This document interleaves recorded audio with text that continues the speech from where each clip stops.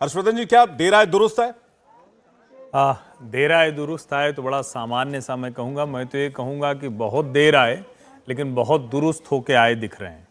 और जो ये पूरी कहें कि प्रधानमंत्री के भाषण की चर्चा हो, जो मुख्यमंत्री योगी आदित्यनाथ ने बोला, उसमें दो तीन बातें बड़ी महत्वपूर्ण हैं जी। और मैं ये मानता हूं कि अगर उस तरफ थोड़ा सा ध्यान लोगों का चला जाए तो शायद बहुत सी समस्याएं अपने आप खत्म हो जाएंगी। अब मर्यादा पुरुषोत्तम राम, धार्मिक, सामाजिक, राजनैतिक, आर्थिक, अगर उसका केंद्र अयोध्या बन गया तो आप यकीन मानिए कि उत्तर प्रदेश और भारत की नहीं, विश्व की संपूर्ण समस्याएं समाधान की तरफ जा सकती हैं। और मैं इसको इस तरह से कहता हूं कि अगर आप अपने जो भी आराध्य हैं, आपके माता पिता हों, आपके गुरु हों, आपकी शिक्षा जहां से हुई, और अगर जिसको आप पूजते हैं यानी जिसकी आस्था में हैं आप, अगर वो दरिद्र अवस्था में है तो आप बेहतर अवस्था में भला कैसे हो सकते हैं। भारत की समृद्धि का केंद्र अयोध्या है और हम वो देख रहे हैं कि जब से वहां भूमि पूजन हुआ, जब से मंदिर निर्माण का कार्य शुरू हुआ, भारत की समृद्धि बहुत स्पष्ट दिखती है। मुझे लगता है कि ये चमकता हुआ अयोध्या भारत के चमकते हुए जो भविष्य की हम बात करते हैं, स्वर्णिम भविष्य, उसकी बुनियाद रख रहा है। बिल्कुल सही बात कह रहे हैं कि भारत के चमकते भविष्य की बुनियाद इसमें नजर आता है। सुधांशु जी, मैं आपसे अगला सवाल लेना चाह रहा था।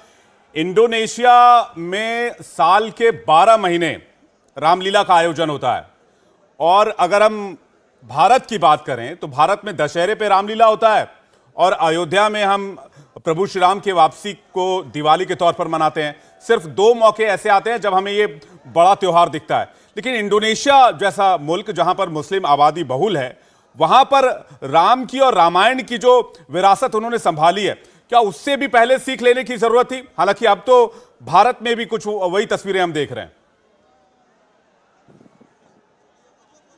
देखिए, राम, मैंने कहा ना, ये मानवीय मूल्यों के प्रतीक है, ये संस्कृति के प्रतीक है, पूजा पद्धति से बहुत ऊपर है। इसीलिए इंडोनेशिया जो दुनिया का सबसे बड़ा मुस्लिम देश है, वहां पर प्रतिदिन रामायण होती है। और आपको महत्वपूर्ण बात बताऊं, आपको वहां के जो पहले राष्ट्रपति थे अहमद सुकर्णो, एक तो उनका नाम है सुकर्णो, कर्ण के नाम से, जो भारत का पहला स्वतंत्रता दिवस हुआ था, शायद बहुत से लोगों को ना ध्यान हो, 26 जनवरी 1950, उसमें जो पहले अतिथि थे वो इंडोनेशिया के राष्ट्रपति अहमद सुकर्णो थे। जब चलने लगे, और उसके बाद शायद प्रथम गुट निरपेक्ष सम्मेलन में भी जब 1951 में आए थे, तो एक शिष्टाचार के नाते कुछ भेंट दी जाती है, तो पंडित नेहरू ने उनको कुछ भेंट दिया। तो सुकर्णो ने कहा, अहमद सुकर्णो ने, जिनकी स्थिति इंडोनेशिया में महात्मा गांधी की तरह मानी जाती है, उन्होंने कहा मुझे कुछ और भेंट भी चाहिए। तो नेहरू जी ने कहा क्या भेंट चाहिए? उन्होंने कहा 4 घड़े गंगा जल। अब यह सुनने के बाद जो अन्य प्रतिनिधि थे, विशेषकर जो पाकिस्तान के प्रतिनिधि थे उस गुट निरपेक्ष सम्मेलन में, उन्होंने कहा कि ये आप क्या मांग रहे हैं, मुस्लिम होकर गंगा जल? तो जानते हैं अहमद सुकर्णो का क्या जवाब था? By change of circumstances we might have change our way of worship but we can not change our forefathers. अर्थात परिस्थितियों के बदलाव के साथ हमारी पूजा पद्धति बदल गई, पर हमारे पूर्वज नहीं बदल सकते। और गंगा पूर्वज का प्रतीक है, रामायण पूर्वजों की प्रतीक है। बताइए, भारत में तो फतवा जारी कर देते हैं कि अगर एक किसी टीवी सीरियल में कोई रोल कर दे और वहां सारे के सारे कलाकार जो रामायण करते हैं सब मुस्लिम होते हैं।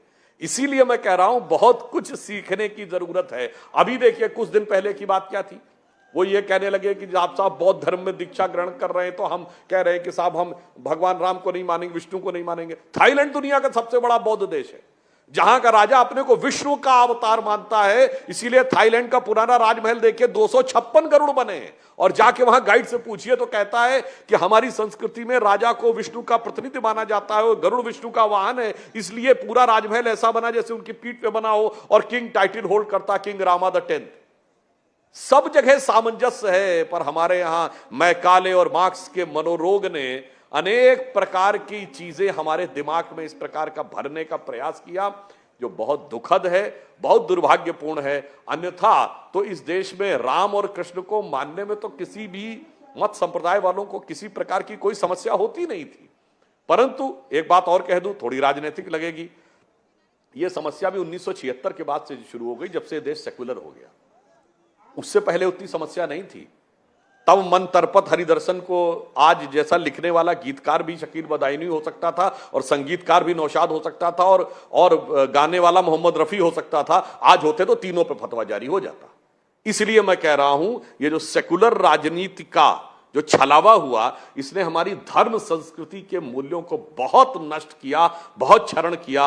परंतु अब उत्तर प्रदेश में योगी जी के नेतृत्व में और केंद्र में मोदी जी के नेतृत्व में मैं एक पंक्ति में कह सकता हूं कि अरुण गगन पर महाप्रगति का अब ये मंगल गान उठा और करवट बदला अंगड़ाई ली, सोया हिंदुस्तान उठा।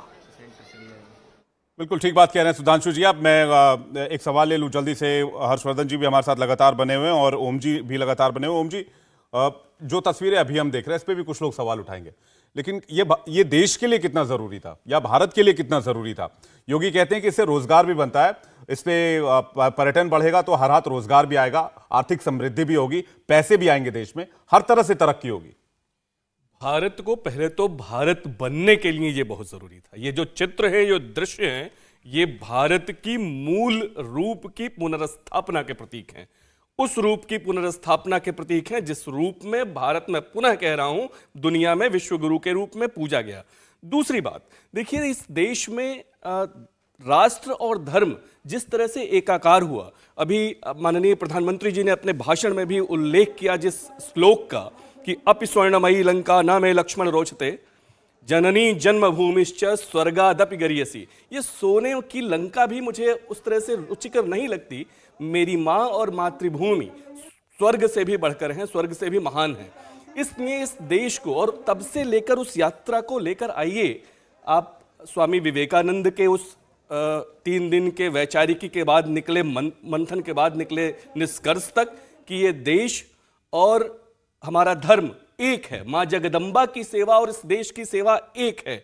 या जहां आकर महर्षि अरविंद बम कांड के आरोपी होने के बाद 1809 के बाद जब उनका रूपांतरण होता है और अपने पूरे चिंतन को जब वो व्यक्त करते हैं कहते हुए कि इस देश में जैसे जैसे सनातन उठेगा वैसे वैसे यह राष्ट्र उठेगा। ये जो चित्र हैं ये उसी के प्रतीक हैं कि अब इस राष्ट्र का पुनरुत्थान का प्रतीक है। हम अपनी जड़ों से जुड़ रहे हैं, एक बात। दूसरी बात यह कि निश्चित रूप से केवल एक जगह यही हमारी यूएसपी है। इनफैक्ट दुनिया भर के लिए हमारे यहां 87% डोमेस्टिक पर्यटन होता है, घरेलू पर्यटन होता है, और जिसमें से अगर आप आंकड़े देखें तो 70% से अधिक धार्मिक स्थलों का होता है।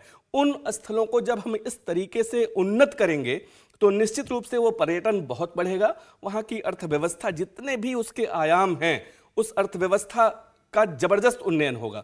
एक आप आंकड़े देखिए, अगर 20-21 के इस अवरोध को जो कोविड के कारण हुआ उसको छोड़ दें तो ये अंतर बहुत सहज तरीके से हमको दिखाई देगा कि किस तरह से हो रहा है। इंडिया टीवी हर वक्त हर जगह डाउनलोड करने के लिए सर्च करें India TV news Google play store या ऐप स्टोर पर।